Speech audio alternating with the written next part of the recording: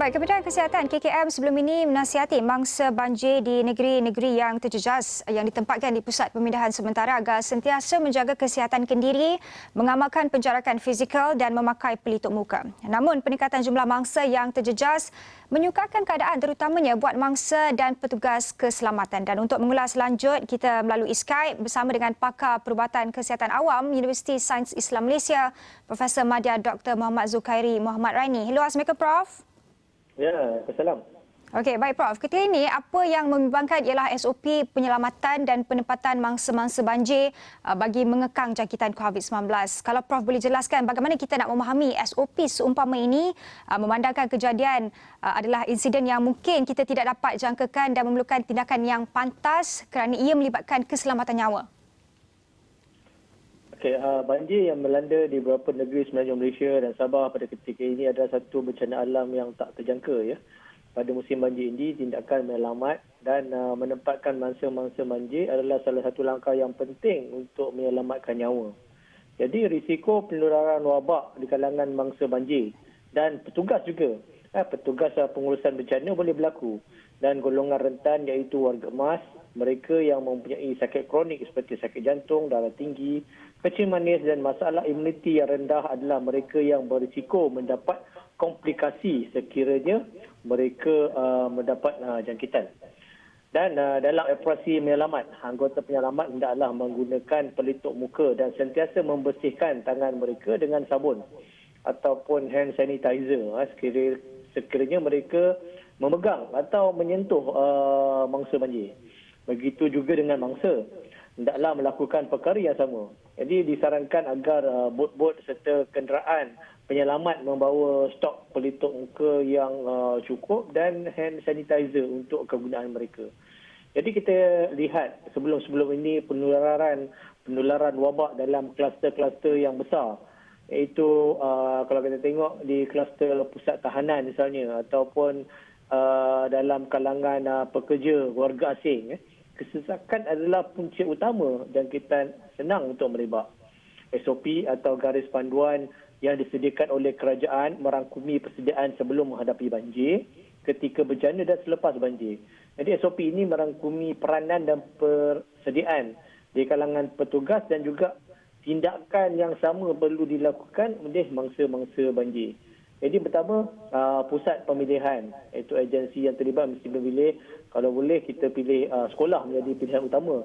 Dibandingkan dengan Dewan Orang Ramai, ini adalah kerana sekolah dia ada kelas-kelas ataupun bilik-bilik tertentu yang boleh digunakan untuk memastikan penjarakan fizikal dapat dilakukan dan mangsa-mangsa diletakkan mengikut keluarga masing-masing dan kemudian tiada pencampuran. Dan sekiranya tiada sekolah yang berhampiran, mungkin Dewan Orang Ramai yang luas serta mempunyai pengudaraan yang baik hendaklah ditempatkan mangsa-mangsa banjir ini. Dan paling utama sekali, kesesakan hendaklah dielakkan. Dan kedua, saringan suhu mangsa-mangsa banjir dan juga pendaftaran hendaklah dilakukan. Dan kalau boleh sebelum mendaftar masuk dan setiap hari secara berkala untuk memastikan kesihatan mereka. Sama seperti SOP sebelum memasuki premis. Kita ada pemeriksaan suhu, kita ada catat daftar masuk dan keluar.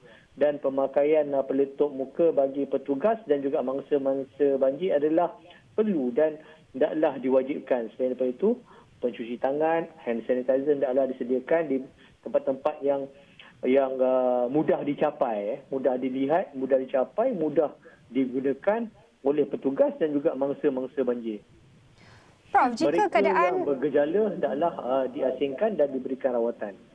Jadi persediaan makanan juga hendaklah dilakukan secara individu dan bufet hendaklah dielakkan. Kalau kita lihat sebelum-sebelum ini, mungkin pada tahun-tahun yang lepas penyediaan makanan secara beramai-ramai, secara bufet, tapi pada musim pandemik ini kalau boleh kita lakukan secara individu dan juga pembahagiannya mengikut keluarga dan juga diasingkanlah.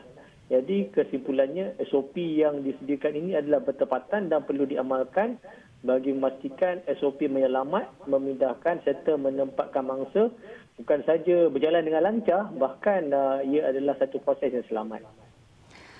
Prof, jika keadaan begitu terdesak dan dengan SOP yang telah ditetapkan ini mungkin tidak dapat menempatkan ataupun tidak dapat menyelamatkan semua pihak, adakah mangsa-mangsa yang terjejas ini boleh dipindahkan ke tempat lain ataupun negeri lain? Adakah inisiatif yang lain apabila keadaan begitu terdesak perlu diambil?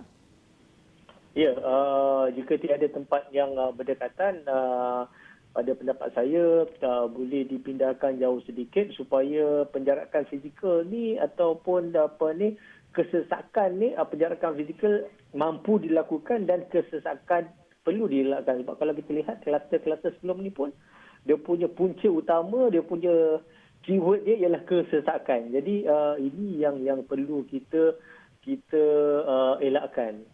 Jadi kalau jauh sedikit daripada tempat tinggal mereka, mungkin yang paling penting sekali ialah kawasan yang selamat. Selamat daripada banjir dan juga selamat daripada risiko untuk menularkan wabak ini. Okey, baik. Terima kasih Profesor Madya Dr. Muhammad Zulkhairi Muhammad Raini yang merupakan pakar perubatan kesihatan awam Universiti Sains Islam Malaysia.